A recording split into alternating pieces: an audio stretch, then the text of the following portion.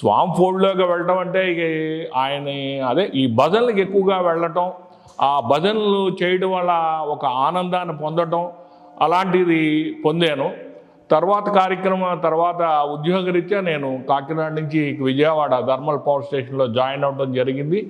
అక్కడ కూడా స్వామి భక్తులు ఉన్నారు. స్వామి భక్తులు ఉండడం వల్ల అక్కడ కూడా వెళుతూ ఉండేవాడిని.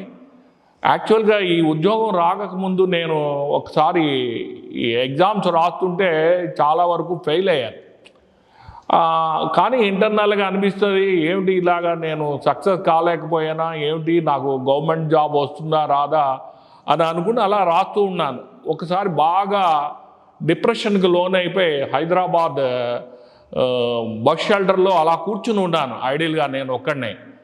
ఉంటుండగా ఒక చిన్న కుర్రాడు చిన్న పేపర్ ఇచ్చేసి వెళ్ళిపోయాడు. నాకు ఇచ్చేసి తర్వాత కనబడలేదు. ఏంటి నా మామూలుగా ఏవో పాంప్లెట్స్ ఇస్తారు అలా టైప్లో బస్సు టికెట్, అందులో రాసి ఉంది నువ్వు ఎవరిని. అప్పటికి నా పేరెంట్స్ని నేను ఏదో అనుకుంటున్నాను, నాకు బోళ్ళ ఆస్తులు ఇవన్నీ ఉంటే ఈ ఉద్యోగాలు అవి చేయడం ఈ కష్టం ఏంటి నాకు అంటే నేను సక్సెస్ అవ్వలేకపోవడం వల్ల. అది నా తప్పని నేను అనుకోవట్లేదు, నా పేరెంట్స్ తప్పనేటువంటి ఆలోచనలో నేను ఉన్నాను.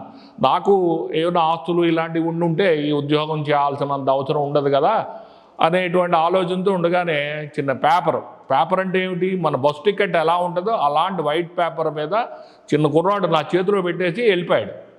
నేను ఏమిటని అందరూ చూస్తే రాసుంది, నువ్వు ఎవరిని ఏం చేయకు, నేను నేను నిన్ను చూసుకుంటాను, కింద బాబా అనే ఒకటి అది ఇచ్చి ఉంది.